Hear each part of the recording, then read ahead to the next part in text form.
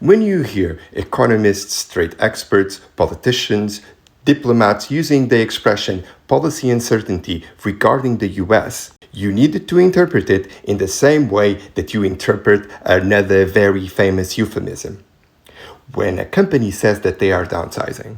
Because you know that when a company says that they're downsizing, they're actually not downsizing, they're firing people. They're ending people's livelihoods. So when these experts are saying that the world's leading economy suffers from policy uncertainty, what they're saying is that there's no one at the wheel.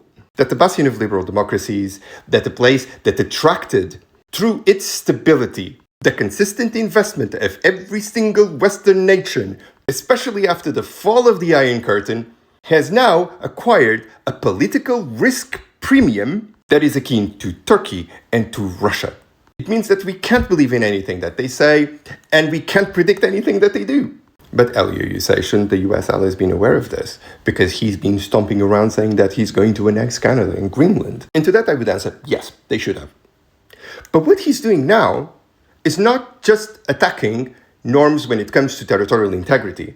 What he's doing now is potentially damaging irrevocably not only the position of the United States as the guarantor of our current economic system that we have been developing since the Second World War, he's running the risk of damaging the system itself irrevocably.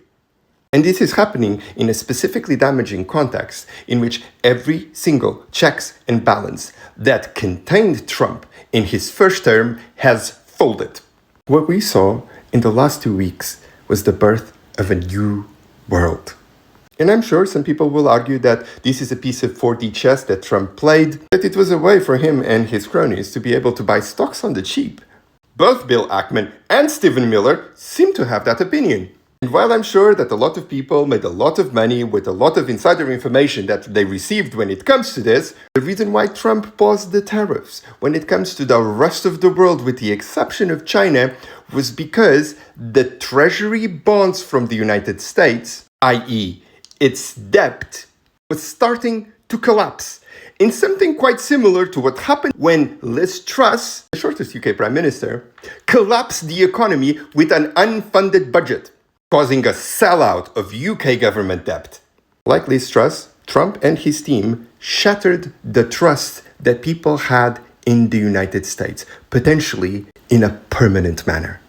Because one Trump election is a fluke. 2 Trump elections are a systemic issue that will force the US's allies to plan for a world without them, which, despite their politeness, they're already doing.